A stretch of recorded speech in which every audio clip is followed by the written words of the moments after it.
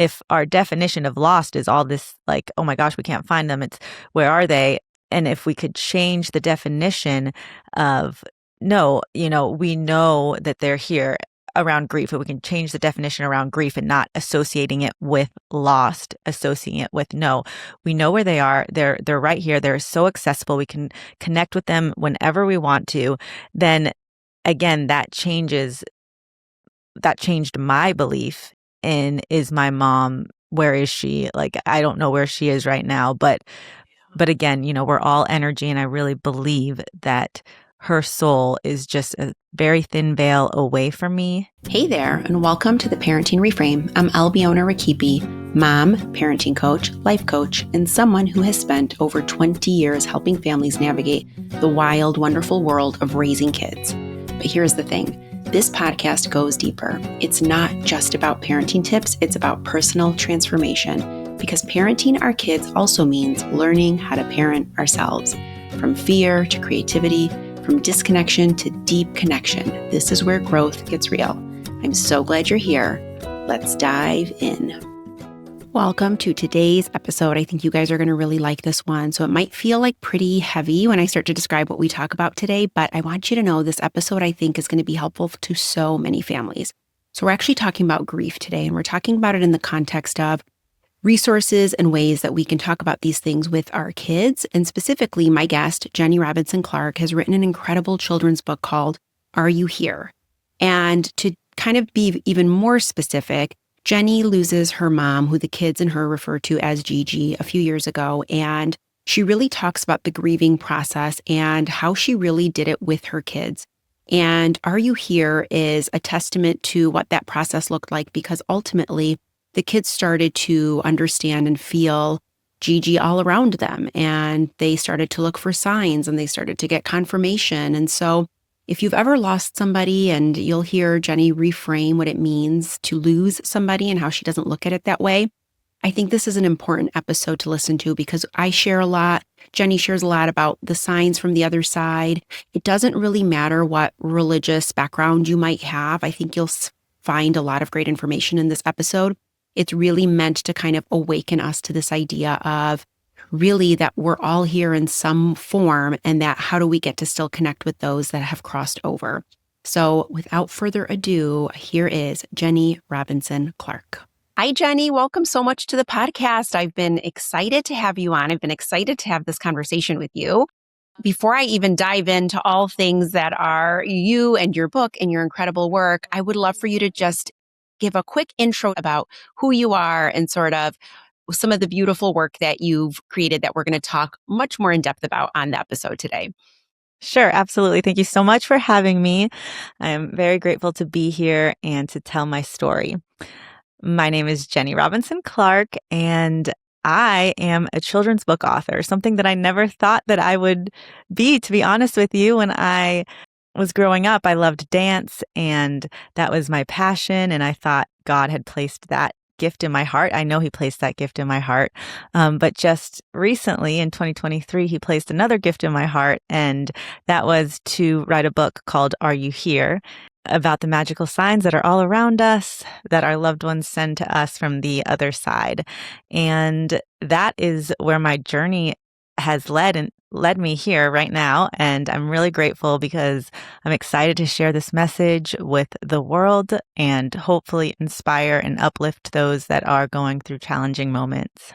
One of the things that really drew me to your work and what I really loved about the book was, I have parents often ask me, they'll be going through grief, a family member passes away and, or transitions to the other side, and they're not quite sure how to talk to their kids about it. And they're not quite sure where to begin and what to do. And, I think what you've created for kids is a really beautiful resource, but start at the beginning and sort of what that journey looked like for you, because I could be wrong, but I read that this book sort of started with your own sort of process of losing your mom, and then what was like voice notes to your kids, which then led to this beautiful book, which I often think it's like our own, like our mess becomes our message is often, the lesson in these things, yes. Right? And so like what the pain we walk through, usually if we can transform that, we can often, share that as one of our our gifts. So walk me Yes. through a little bit of like just your own journey as a mom yourself and what that felt like and how it led you to sort of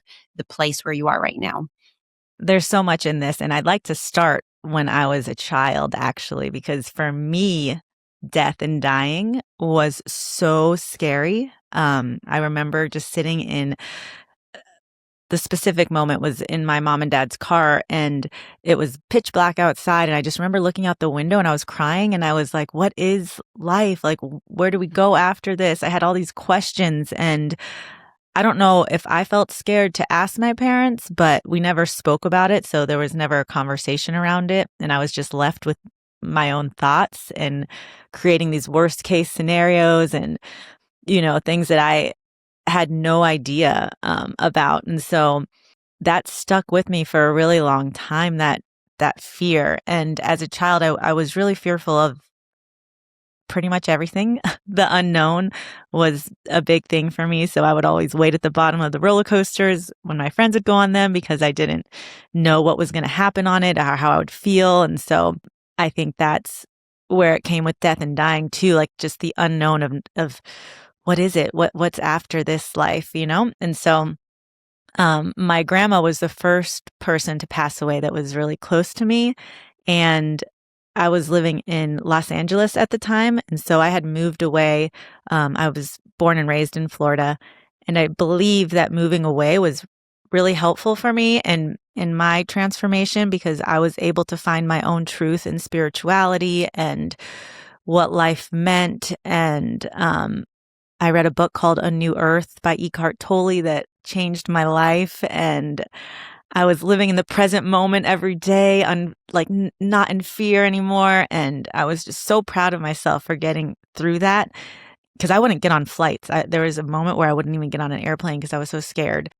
And so I was really proud of myself. I started flying all over the world and I felt really grounded in this place of presence. And so when my grandma passed away, I was like, okay, I need to face this now. And so I was the only one out of my sisters that flew to the celebration of life and was there and embraced the whole process. And at her celebration of life, a beautiful gust of wind came when we were burying her, and there was no wind before that, and there was no wind after that, and I just got chills all over my body. I'm getting chills now just talking about it, because I just had this sense of peace knowing that she was still all around me. So I'm so grateful for that moment because my mom was diagnosed with cancer in when I was living in Los Angeles, and she battled it for 10 years. And so being in Los Angeles, it was kind of out of sight, out of mind. But once I was pregnant and my husband and I got married, we decided we should move back to Florida because her health was declining. And it was a really hard decision to make because as a little girl, I had dreamed of living in Los Angeles and following my dreams and passions as a dancer. And so we made the hard decision to move back, but it was the best decision I had ever made in my life. No regrets. My mom and I became so close. Our relationship just blossomed, and me and my first daughter, Kinsley, were with her through every treatment and every hospital visit and all the things. And she was just so grateful for that. I could see the joy it brought her. And so when she passed, it was really hard. My grief was in the months before her passing, to be honest with you, my anger and my resentment and my sadness because I knew what was happening. And so it was really hard. But when she passed, it was like this weight lifted off my shoulders. I knew that she was no longer constricted by her body. It's like a caged bird. I knew that she had broken free from this cage that was holding her back physically. And, I saw colors so brightly after she passed. I was, again, so present. I heard sounds I'd never heard before. And I really, truly loved that feeling. And the years went on and I felt a little bit disconnected from her. And this was in 2023 when I decided to go to a Dr. Joe Dispenza retreat. He links spirituality and science. He's, such a great resource for people And so I went there with the intention to connect to my mom and to heal my IBS, which I did both. I'm very grateful for that. But I connected to my mom on so many different levels. And when I was driving back up from the retreat was when I was listening to Laura Lynn Jackson's book, Signs, all the beautiful signs our loved ones send us from the other side. And so I asked my mom specifically for a sign of an owl. And I said, if you can hear this, please just send one. And so I let it go. And I got home. I was gifted a beautiful book at the retreat. It's kind of a very long story, but the book that I was gifted, I started reading to my kids and they were distracted. And I realized that that book that was gifted to me from this woman, the first woman I met at the retreat, was actually a book that was meant for me, called Maybe, and the endless potential in all of us. And so it's a really beautiful book by Kobe Yamada. And again, I don't think children's books are just for children. I believe that they can be for all ages. And so I really felt this strong message from my mom, letting me know that there's still a gift inside of me. And all these beautiful words in the book, I knew that my mom was trying to tell me the same thing. And so I cried for days having that realization, and the little girl's wearing an owl hat and there's these beautiful owls all throughout the book. And I was like, okay, that's my sign. And I'm like chills again all over my body, and just, there was so much healing in that. And so a couple days later was when I received the message early one morning at like 3 a.m. I was in between wakefulness and sleepy. And so I just wrote these words down that were coming to me. And I showed them to my husband in the morning, who then that day turned them into this beautiful song called it was first called Dragonflies, because that's the first line in the song. But again, I was crying for days, like so much healing that I didn't know I needed. Grief is so interesting in how you feel like you're okay, and then it comes out of nowhere and you're like, okay. So I always say, and a lot of people do, it's not linear. It comes and it goes. But if we can ride the wave of it, there's so much beauty to be had. And so we had this song for a year, and I was like, what should I do with this song? I don't know. I feel like it helped me so much in my healing journey. I would be doing a disservice to the world if I didn't at least try and get it out to see if it could touch others.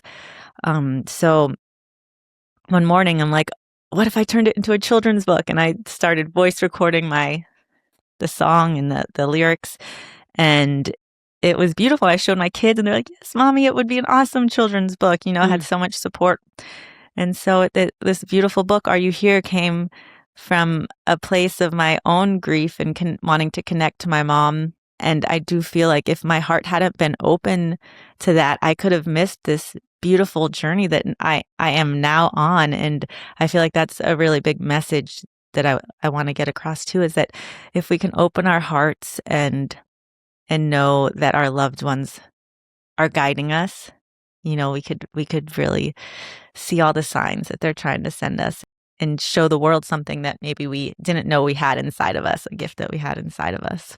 Oh, that's so beautiful. I think there's so much I want to unpack there, because I think there's a lot in terms of like what spoke to me was that even from your own childhood, there is this almost sense about you that you knew there was more to whatever was just the tangible scene around us, right? And there was this fear, right? This kind of fear around this idea of like, what happens? Like, what happens after we pass? Or what happens when somebody dies? Or just all these really big questions. And I think a lot of kids have those questions. And I think a lot of kids don't know how to articulate the questions. And if they do, I don't think parents always know how to articulate an answer, understandably so. I mean, there's a lot that goes into sort of, religious preferences maybe, or there are different ways we might teach or learn about these things. But I think what you're tapping into is universal, right? This idea that, we're sent signs all the time, and that people that cross over are still here with us. I remember my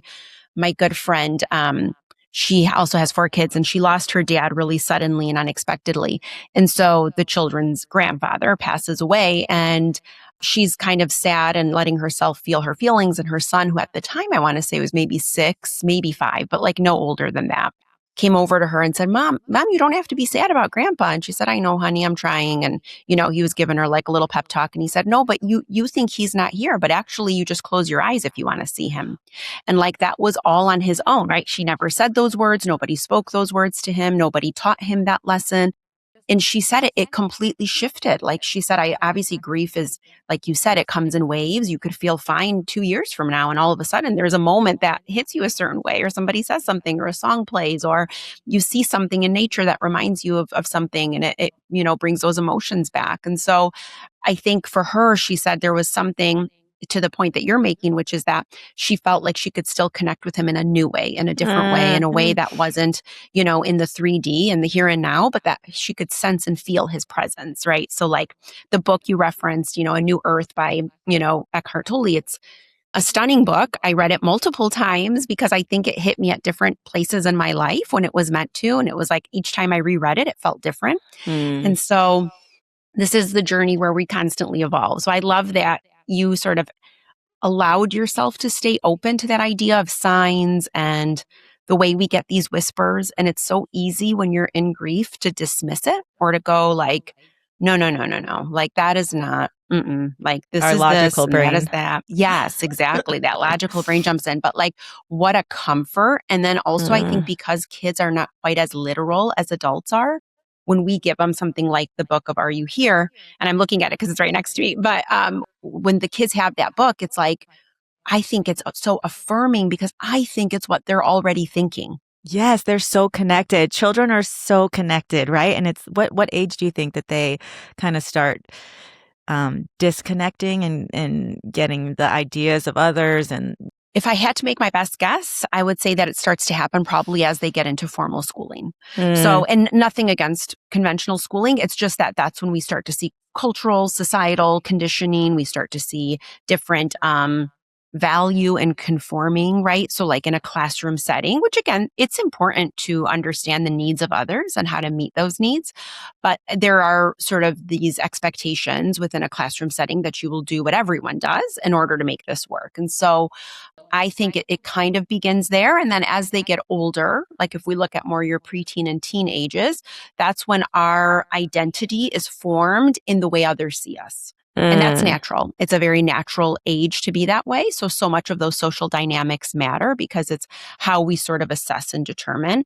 So I think with each passing year, and as we get into these different ages and stages, if we don't have someone around us, and I think these are fairly new conversations that parents are having with kids, but if we don't have someone around us saying, hey, it's okay to kind of, get a sign about something, or if you're in the middle of a decision, have you ever tried just getting really quiet and just listening and waiting to see like what what voice will say something, or if you'll hear something, or if you'll get a nudge to think about it a different way. So I know even with my own kids, and they're now older, but there were times where I would say to them, you don't have to decide right this second.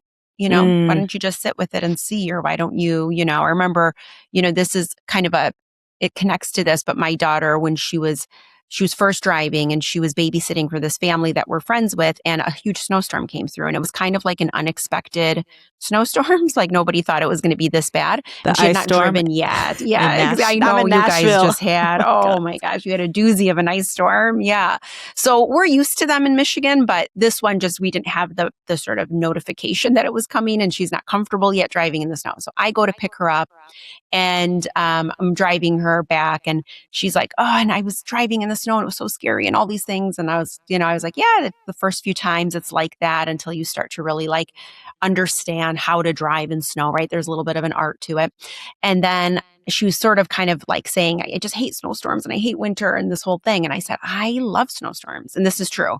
And she said, you do? And I said, yeah, well, one, it's like we're lucky enough that we have shelter and we can, we can stay safe and whatnot. But the other piece of a snowstorm that I like is it slows us down. And there's just something kind of magical about watching the snow falling and everybody pausing, everybody kind of anchoring indoors. And plans getting canceled and being okay with that and creating space. And I just sort of was saying it that way. And then all of a sudden, like fast forward, a month later, she said it started to snow when she was driving and a calm entered her. And she goes, and I heard your words again. Like it's just the message is slow down. And she goes, and all of a sudden, like all my thoughts and all the things I was stressed about, it was like I just let myself drive slowly and I didn't panic and it just all felt very calming. So kind of to your point, like I think sometimes we can be so logical and so concrete in our thinking and we want it to be a certain way. And sometimes we just have to kind of surrender to what the unknown is, much like what you probably would have needed in childhood as somebody to just say, honey, we don't know all the time. And that's okay. We got to trust we can manage whatever it is. So that can sort of be the message. Yeah.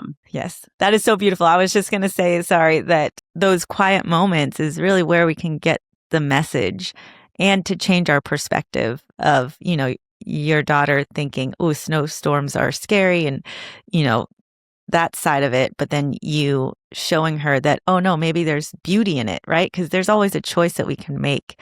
And so I feel like even just planting the seeds. So like, are you here? If you're just reading this, it doesn't have to be a conversation about death and dying, but it's just planting these Right. seeds to be aware of the beauty all around you in nature and these signs that are just right there and accessible.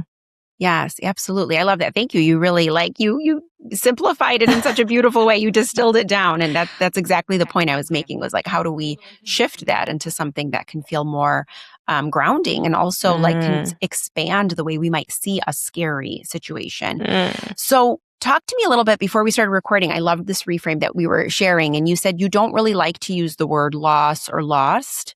So tell me a little bit about what that journey was like and how you reached this point of like wanting to shift the way you described it.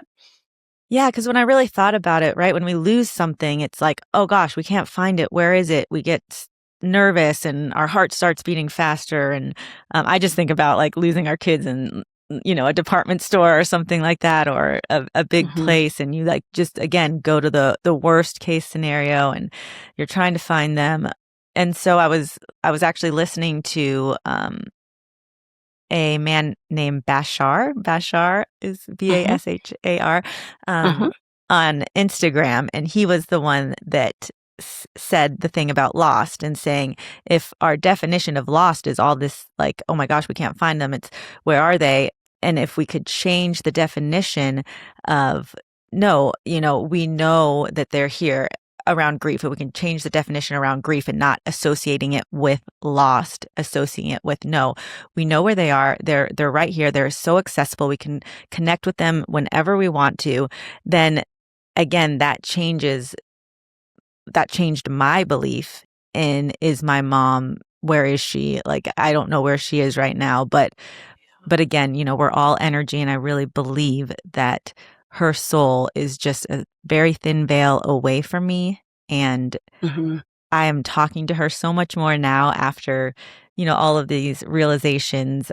I'll just wake up in the morning and I'll say, "Hey, mom, how are you? I can't wait for the day. I know you're going to show up and guide me in all the beautiful ways. And I hope my heart is open to it." And, I'll talk to her. And it's just helped me so much, again, in my healing journey that, again, your question about, maybe changing our definition around grief and not saying the word lost could just really be a simple way to help you through that grief.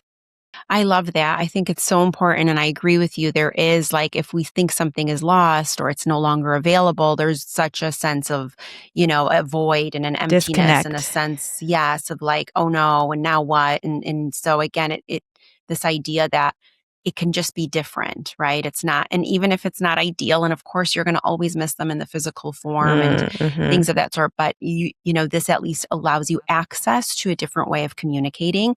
And I think for like tying it back to this idea of parents and kids, I think what your book will do so nicely is even opening up a parent who might be grieving to this idea of also staying open to this different way of connecting and communicating with loved ones on the other side. And that will then give their child permission and allowing yourselves to do it together. I think sometimes Mm, we as parents believe we have to just have all the answers and we have to be modeling the right way of doing things. And in a perfect world, sure, but I can tell you the moments that felt the most connective with my kids were when I didn't have the answer, when I was kind of like, you guys, I wish I could show up better right now, but I'm doing the best I can. Or I wish I could, work through this in a way that felt like very clear and easy for you guys to follow, but I'm learning as I go too, and I think when we can say things like that, we give our kids permission to sort of allow a process to just be what it is without a right or wrong or an end result or anything like that. So I love that, when we look at your book or when we have conversations like this about grief and grieving and what it means for kids, I think it's so important because it's one of those things that when I talk to most families who are going through something challenging, they'll often ask, like, I don't even know how to answer my kids. And I hmm think, like, my little spidey sense intuitive part of me says, every time we do that and we try to come up with an answer that feels quote unquote right or performative, and it's all done for good reason, I think what happens is kids start to bear the burden alone because I think they believe that if I keep bringing this up, I'm actually hurting my parent. Like, I can see the mm, sadness in their eyes. And because there's not just a clear conversation of like, yeah, this is sad for me, for you, for everybody. Let's talk about how sad we are. Like, let's just let it out. There's almost a guardedness. And I think that kids can often equate it to, well, I'm going to be the kid who sort of keeps things light and bright, or I'm going to hmm be the child who doesn't ever bring this up because clearly there's a lot of like sadness when I do. So this is a bad thing. And kind of to your point, you become the child who's constantly afraid. Yeah, and you don't bring it up. You create your own narrative, right? Like Brene Brown always says, in the absence of information, we'll always create our own narrative. And that's very true. So I think kids do that all the time when we're unwilling to just kind of own where we are in the process. Yes, what a beautiful gift we can give our children to just be honest and have honest conversations. I really truly believe with my kids in my own personal journey that those were the most moments of connection too. And they see that I'm human and that I make mistakes and that I am sad and that sometimes, life isn't always this beautiful, Perfect. scene that Hmm. I want it to be. And that exactly, that will give them the space to do that as well and share their emotions and their feelings when they are feeling that way, right? So we can only set by example. And I do feel very proud of myself for, writing this book. If anything, it was to show my kids that I had an idea that I received this message from my mom to have them see me go through this journey, is my biggest accomplishment, I think. No matter what it does, I feel like just being that for them, I'm praying will help them in a Hmm. different way than, I was raised, which my parents were doing the best that they could, right, with the knowledge that they had. But I could tell when my mom was sick, she lost her mom and her best friend and her sister within, Mm, a couple years of her passing. And so she was holding all of this anger inside and she never spoke about them.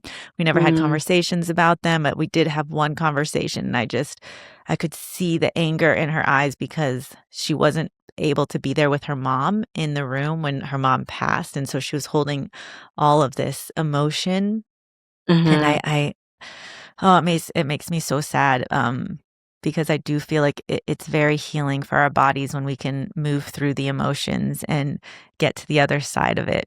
Yeah, absolutely. A lot of the work I do with parents and with in courses or just even my community is really teaching the idea of emotion regulation, but not just for your child, for you yourself, like Mhm. really looking at that as your gateway to peace and freedom. Because if you can do it for yourself, you can then be who you need to be for the person who might be struggling, whether that's your child, whether that's a spouse or a friend, or really even a stranger, right? There are so many. I'm sure you've experienced this too, but I find myself being the person where when I'm getting, checked out at the grocery store, the cashier just shares a very vulnerable story in the process. And I'm always happy to hold that space. But I think they sense something. They sense that they Mhm. can, or that they can just be, and that I can, listen and just hold that space for them without really having to be corrective or give any additional advice. Sometimes we just want to feel heard. So I love that you're creating the space, and the book is really a nice launch pad for conversations and for these access points for both the parent and a child who might be going through something like this. What have you found to be like, or I do this thing called, I love signs and I'm so into all of it, and mediums and all the things. And I do this thing called like sign trackers. So I always like pay attention to when I see some kind of a unique synchronicity or a sign, or I'll be thinking of somebody and they'll call me, or all the things that happen that we go, wow, that was so weird, right? Or that was so interesting, that, those moments. So I just started to put it in my notes app in my phone, and it's amazing. The more you pay attention, the more they're just constant. Yeah. You're like, am I like doing this? How is this happening? So what have you found to be sort of the most, like, I don't know, maybe the coolest sign or something that felt, I mean, outside of the owls, I mean, those were very, very powerful stories, but like since then, or even now in the release of this book, there's a lot of vulnerability when we create something and share it with the world. Like what has helped you feel like very connected, let's say, to your mom? In so many ways, it feels like a co-creative process with her. Well, I do want to say I just posted on my Instagram a story that my husband had, because he is so connected. He doesn't even do any of this work that I do. It's just natural. It's just natural for him, which makes me a little angry sometimes. But I'm really happy for him because he is so connected. But I just posted a story that he received from my mom. We receive them too, but rainbows. I don't know if you've noticed rainbows in the most unexpected spots. Like there's no storm, and I'll just see a sliver of a rainbow, like in the cloud, or on the ground. And he was on a cruise ship in his cabin, and it was my mom's birthday, and he was writing in his gratitude journal. He had just written like, "I'm thankful for Gigi." We call her Gigi, my kids. And out of nowhere, a rainbow just formed on his page. And he was like, there's no window. There's nothing. He was trying to search for where it could have come from. But it was literally on her name, Gigi. And I have the photo, and I posted it on my Instagram. But it was like such a beautiful confirmation, I know she was his biggest fan.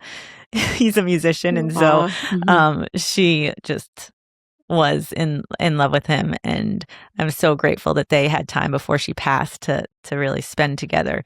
But they have a beautiful connection, and there's just so many signs. There was a time when I got in a fight with my dad on the phone, and it was bad. And so I was in the Costco parking lot, and I was crying, and I'm like, I got to go return something. So I go into Costco, and I'm in line, and this lady taps me on the shoulder and says, "You have a ladybug on your shoulder."